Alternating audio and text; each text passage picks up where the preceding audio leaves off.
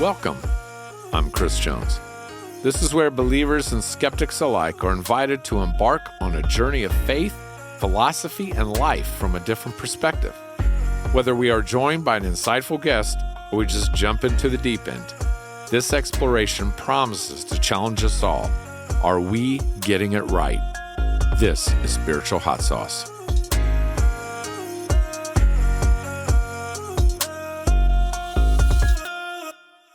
I occasionally read last words, and I don't mean famous last words or people that's done extraordinary things, their last words, or the macabre or the weird. That's not what I'm talking about. I liked reading and hearing people's last words that are just normal after they've lived a normal life. When they're on their deathbed, surrounded by their family, their loved ones, and from the perspective after living their life and all of the wisdom they've gained of what's important in this world, what's not important, the pitfalls you got to look out for, but how to have a better, more fulfilling life. So when you arrive at that moment in your journey, you're surrounded by peace and comfort, not regret. But I came across one story, and I'm going to call her Sister Christian. It was her last words, and it shocked and stunned her family as it did me. I mean, I found it very challenging. But I'm going to call her Sister Christian. She has spent her whole life going to church as an adult. Every time the doors was open, she was there. If there was anything extra going on, she would be there. She supported. She did her part. She was the persona of a church-going believer. And on her deathbed, surrounded by her children, who had always known her as a church-going person, Sister Christian, she confessed to them she regretted all of the time, energy, and effort she had put into the church. She wished she had that time back so she could spend it doing other things that brought her joy. This is really challenging if you're a believer when you hear this. And I think when we hear this, we think this is an amazing outlier. This is probably a unique unicorn. There's no others like that. But I think the truth is it probably happens more than what we realize. We just don't talk about it.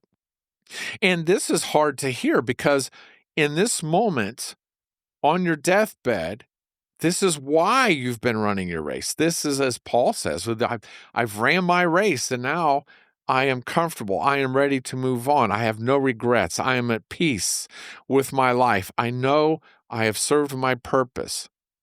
So when you feel like or think that you've done everything you can, that every time the church doors are open, you're there, you're a part of that what you're supposed to have on your deathbed is comfort, peace, feeling like you've ran your race. But she had none of that. It was empty. And I think that's why she made that statement she did. It hadn't gained her anything.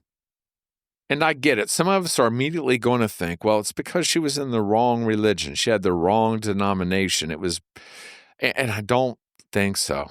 I mean, I don't objectively know, but I believe I do. And I don't think it had to do with what religion she was in. I think it had to do with religion. What I mean is I think in our culture, we've developed this idea that the church is the house of God. It's the destination. It's the place you go to learn about God, to be with God, to worship God, to please God. It's our path. It's the journey itself. And we kind of put it in a checkbox. If you think about it, we go to the bank, and then we go to the gym, and then we go to the grocery store. I mean, we do these things. We check the box, and on Sunday we go to the church. But when you go to the grocery store, when you leave, you have a basket full of groceries. When you go to the gym, over time, you have better health. If you go to the school, over time, you now have an education. But Sister Christian had spent a lifetime making the church the destination, but her basket was empty. I think we spend so much time going to church and misunderstanding it, seeing it as the destination. We start learning about our denomination. We start learning about our organized religion. We start learning about that community and how they believe about God. And we perceive that religion. And I said, I think it was in episode 1 where I talked about a good religion should serve you have a better life, tools. But in this religion, we spend all of our time in seeing it as our relationship with God. We see us as being at the church, as us being with God, and us fulfilling our part. I'm not speaking against the church. That's not what I'm doing. What I'm doing is pointing out a flaw in how we perceive the church and how we approach it and what we use it for. See, I think church, in the way it's meant to be, is community. It's the place you're supposed to go to be encouraged, to be comforted, where you are inspired by those around you, where you hear something inspirational. The early church doesn't look like the church we have now. The early church, where Paul's talking to Timothy, it sounds like a very assertive group where they're interacting with one another and they're all kind of pushing and encouraging and helping each other to continue their faith. And Paul tells Timothy, basically, just keep them between the lines. Don't let them get real weird. Make sure they're on point. And above all, make sure they're staying to the commandment of Christ. Make sure they are working towards becoming a disciple of Christ. See, I don't think Jesus came to start a religion. I think Jesus came to make disciples. I don't have a problem with religion. I don't think he does either. But I think the church is there to encourage us to keep in our path, in our journey, in becoming a disciple of Christ, taking his commandment of love into our cardia, our center, our essence, how we choose. Remember, the center of our compass, and becoming like him through growth, through our path, through our journey. The last thing Jesus told his disciples before he left was, go and make other disciples. I mean, that is his commandment from John 13:34 and 35. This is my commandment, that you love one another, as I have loved you. By this, the world will know you're my disciple. Not a believer, a disciple. Now, I get that we sometimes convolute disciple and believer and make them one and the same, but they are absolutely not. See, a believer believes, is a worshiper of. A disciple follows and becomes. There's a place in the Bible where Jesus says, to the believers, if you continue in my word, then you are my disciple, and you will know the truth, and the truth will set you free. See, I think that is our destination. That is our race, is becoming a disciple of Christ through journey. The church is there to encourage us to keep going and moving towards this discipleship process. But it's us taking the commandment of Christ, of love, of how he loved, into our center, our essence, our cardia, and how we choose in life. It makes us become different. We become more Christ-like. But I think in this process, it's not community. Community is for the encouragement. This path of discipleship is a marathon. It's our race. And it's a solo flight. We do this part alone. It is community that encourages us to keep going, but it is our individual choice of how we choose to move forward. That is our race.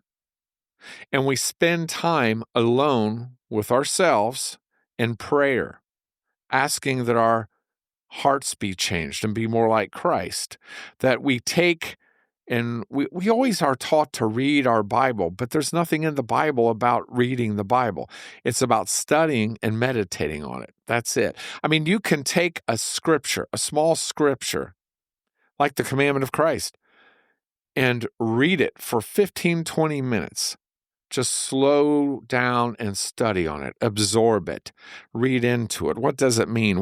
Look at the original language if you want. I mean, all the different ways you could understand this and what it means to you in your life and how you need to apply that. And then meditate on that. Just really close your eyes and absorb that. Take that into your center, your essence. That it's going to change your path. It's going to change who you are. meditate on it. If you did that for 15, 20 minutes a day, how you start your day every day, and then you try to really apply that in your life through the day, is that not taking the necessary steps every day to run your race and to grow and to mature in this discipleship? See, I think that's where we get confused. We go to the church and it's about community. And it feels good. It's inspirational. It's encouraging. And I think that's what happened to Sister Christian. If you think of a marathon race, you have these tables set along the way. And there's people there that encourage you to run your race. And they hand you, I guess, these cups of water or Gatorade so you can stay hydrated. But they encourage you to keep going, keep going, keep going. But I think what Sister Christian was doing, she was on her starting line, and she would run to the table of encouragement. She would get her encouragement in her religion and in her community in the church. And then she would run back to her starting line. Next Sunday, she would run to the table of encouragement again. And then she would run back to her starting line. You build a lifetime of that. That explains why you get to the end and you don't have anything. Versus a person that understands it's just a table of encouragement. It's not the destination. Our path is a solo flight. It is for us to run. And as we daily put in the steps, as we daily run our race as a marathon, that over time we will get to where we need to get to. And then we will see manifested in us the fulfillment of what should be there. And that's discipleship. Guys, we got to run our race of our faith of whatever yours is. We all have different paths. We all have a different journey. We all have to individually choose to put our steps in daily and to move towards discipleship. And that will change in the long term our direction. It recalibrates our compass so we're running on the right path. Go look at yourself in the mirror and ask yourself, am I running the race, or am I just hanging out at the table of encouragement? Or am I going to end up being like Sister Christian? Or am I moving towards my faith of what I should be doing? Am I growing and maturing in this of who I am? Whatever your race is, go run it. Thanks for joining me here on Spiritual Hot Sauce. I'd love to hear from you. So please reach out with questions, comments, and/or concerns. And don't forget to like, subscribe, and review us. You can follow us on Facebook for updates and information. And if you enjoy the flavor of the sauce, then please share it with others. I would appreciate that. We'll see you next time.